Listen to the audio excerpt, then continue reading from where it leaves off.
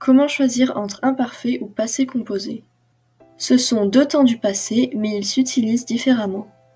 L'imparfait sert à décrire quelque chose, à parler d'une habitude passée et à exprimer une action longue.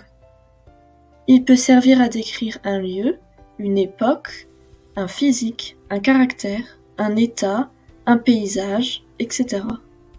S'il y a les indicateurs tous les jours, souvent, chaque fois, toujours, par exemple, il faut généralement utiliser l'imparfait. Un exemple, quand j'étais petit, j'allais à l'école tous les jours. J'étais, c'est le verbe être à l'imparfait car il décrit un état. J'allais, c'est le verbe aller à l'imparfait car il décrit une habitude.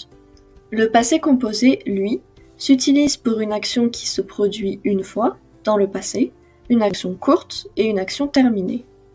Il faut généralement utiliser le passé composé avec les indicateurs soudain, tout à coup, alors, ensuite, puis, après, etc.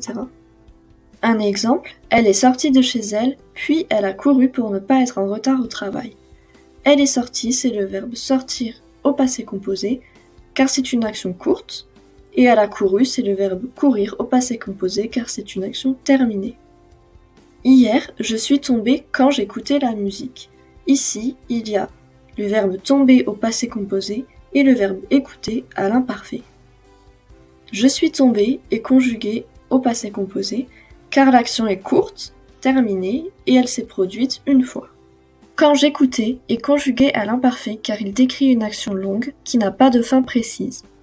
Si tu hésites, pose-toi la question, est-ce que le verbe est une action longue ou courte? Est-ce que c'est une habitude? Est-ce une description? Ou est-ce une action terminée avec une fin précise? À ton tour d'essayer. Conjugue les deux verbes suivants au passé composé ou à l'imparfait et écris ta réponse en commentaire.